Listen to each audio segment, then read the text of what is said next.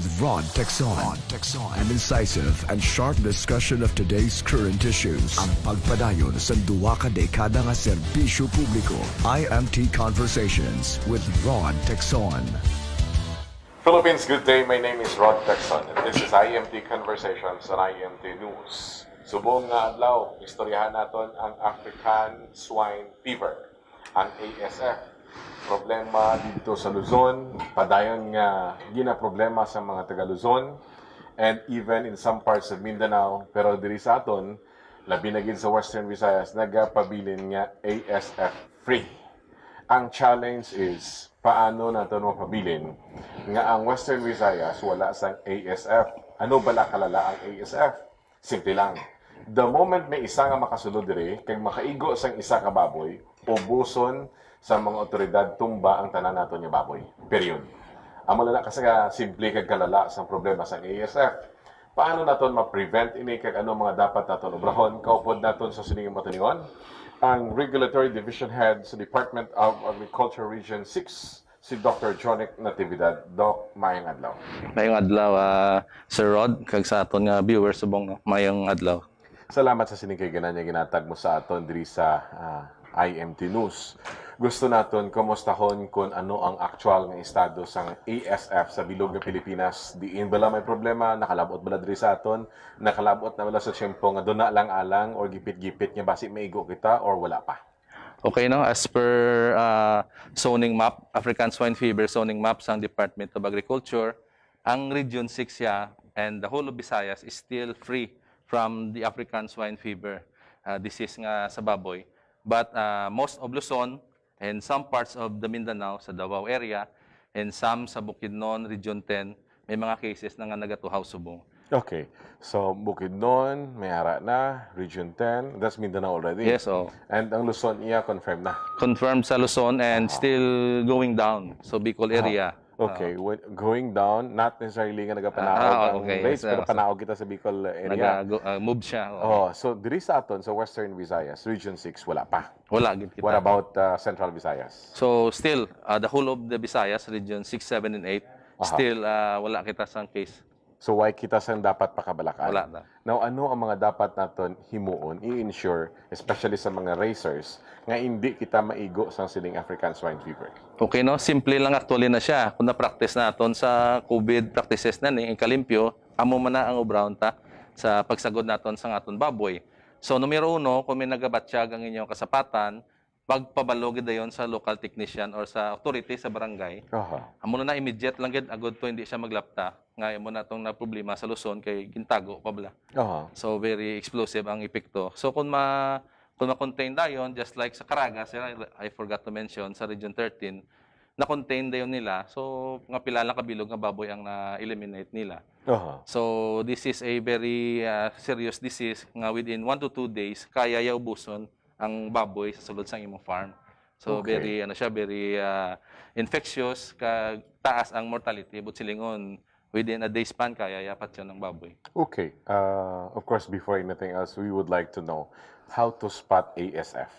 Okay, no, so very basic lang ni siya. Kag ang damo man nga reports and experiences from the other areas, una ga taas sila nat ya. Magtaas sila nat sang baboy, nagapaluya, wala gana magkaon, nagaluko lang. Dason ang significant signs sa sina nagapintok-pintok nga daw punggod pero galapta sa bilog nga lawas.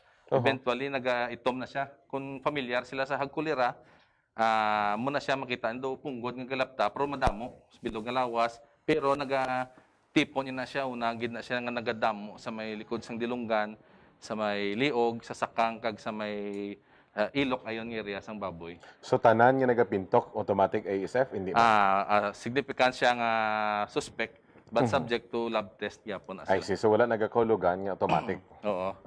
Pwede man nga may iban pa bala nga balatian nga ma-consider nato nga nagpintok-pintok ang lawas ng baboy.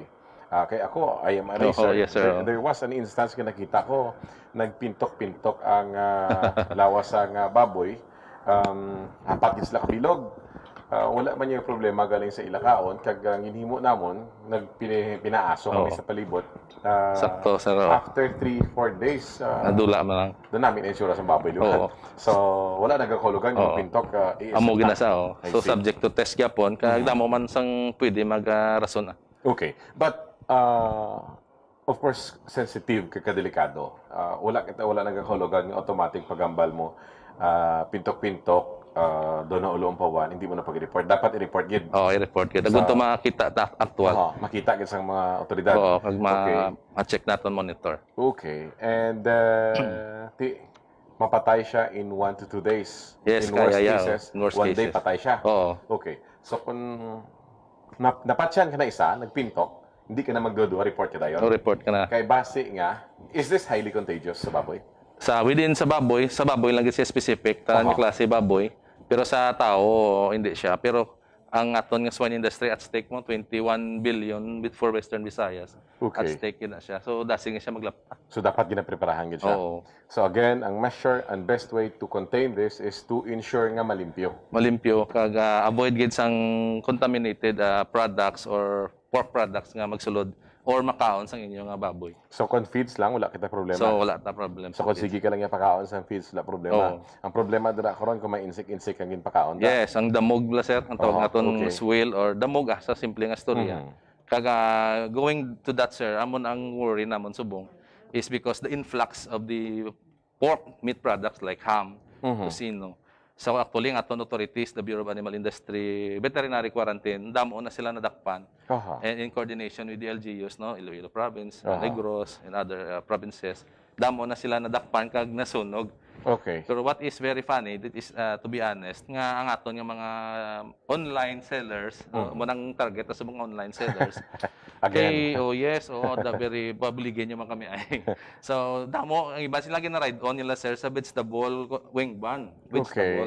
Vegetable. So, the BI people, di nila mabuksan na, hindi nila turf mo. But with the help ng taga Bureau of Plant Industry and also sa fisheries, sir, gina-ride on, ginasulod nila sa may tungasang isdaan. Okay. So, you will not expect na may baboy. ham to or baboy. Okay. So, ibrato mo. So, it really... And usually, this is coming from other places? Yes, other from Luzon, most of the time, Luzon, yun ang nadakpan, sir. So, in short, po silingon, bisan pa nga may aras ang ASF dito sa Luzon, ginapalusot pagyapon. Yes, mga backdoor edition tawag nila, sir.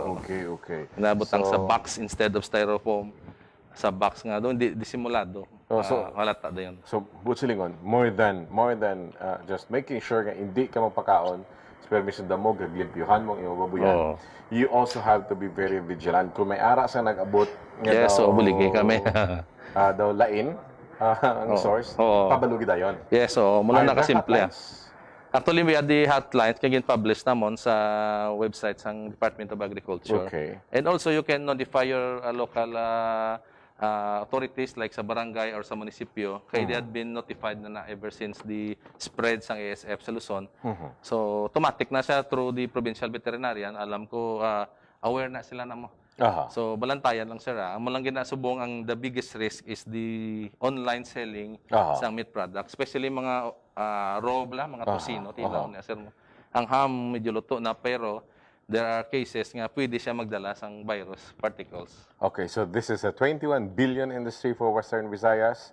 Should you miss one, posible nga maigo ang 21 billion industry. Yes, sir. That's 21 billion pesos. Or iguon niyang imong palangabuyan. Yes, Hindi kalabanan sa aton mga backyard racers, hindi gani small-time racers, igo ka gita. That's right, sir. Within the half kilometer, so 1 kilometer radius mo. Kung din to may nagpositive, within half kilometer, mo na ang ipamatsyon nyo na daw or iputuslip kintanan ng mga baboy da. Pet man na siya or sa backyard, iubuson nyo na siya. Kaya mo na ang containment protocol. So, silingon, bisam wala pa na sa maigo, patsyon nyo na itanan? Oo, maskin wala. So, may mga guidelines, subong, especially sa mga farms nga naga-practice ang good biosecurity measures. They can be exempted provided ma-submit sila series of tests. Pero when it comes to backyard, kuridas kina sir. Ubuson kina. Kaya mo ng main objective to contain the disease. Finally, wala bala sang vaccine para sa mga kasapatan nato to make sure nga hindi sila maigo sang ASF? Isa dong ini nga virus very mabudlay ni siya i-develop into a vaccine. So ever since nga na known ni siya how many decades ago, wala gyapon sang vaccine na may nga na-develop. Okay. So that's why it's very risky kay ang aton population at risk gid katama. Okay. So isa lang na siya kasikma sang baboy nga may sakit dasig na siya maglapta or isa lang ka gramo sang infected nga karne nga makaon sang baboy, automatically the animal can be affected by the disease. So silingon, una naton nga himuon, likyawanta ang mahigko nga baboyan. Yes, number one Number gina. 2, hindi kita magpakaon sa damog, although that is very difficult because Oo, ang damo aton sa backyard hukdanan. racers gasalig sa kinilis kag damog. Oo. As much as possible, ang feeds naton halin sa husto nga supplier. Yes, sir. And at the same time, kung may ara ka mo sang medyo ginadudahan nga source sang meat products nga nag-abot, especially sa buong holiday season, i-report natin ina sa Department of Agriculture. And sa local government unit concerned LGU, para makatuan or ma-verify da yun, sir. Okay. Alright. Okay, there are products coming from Visayas also, nga legit man. But there are some nga ginatago nila and they're selling it for a cheap price. Oh. Oh, I'll take this opportunity. On the other hand, what seems to be the problem with the price ng baboy, especially sa Guimaras nga nagapabilin kita sa 80 per kilo ang live kilo. okay, sir, no? Diri na nakalabot na kita sa 290 sa Iloilo. So mo nang subong since nga madamo na gid ang live hogs nga nagbiyahe pa Luzon, kay nagtaas ang demand didto. One way is ang manok bakal kay because of the transport cost bula, sir. Since Mindoro is now closed, di pwede kaagi to baboy or baboy product sa Mindoro Occidental, di gid pwede kaagi. So the cost is through shipping sa isa ka shipping corporation, naga-carry sa isang container van. So ang cost niya is very hindi siya unlike half the price kaya ang bayran mo, more or less mga 80,000 to 90,000 ang container van. Okay. So very costly siya. Also, since nagmatamat naging mantaas ang presyo ng baboy, especially diri sa Iloilo, to be honest. But maybe we can help through the provincial government makapangita sang source nga diri sa Iloilo or from Manila nga makabakal sang ila product at a very reasonable price. I see. So we can try to mediate nga mga buyers nga hindi lang sila magbaligya sa bano mga middleman, may middleman, may middle pagid nga may middle pagid. Kag may ara pagid sang lamisa. Yes. Mo kina pinakabudlay sa tanan kontrahon ang lamisa kay sa tindahan ang bili 180, 120. Pati na sila yan. Iguon kasang lamisa karon 120, disgrasya ka na.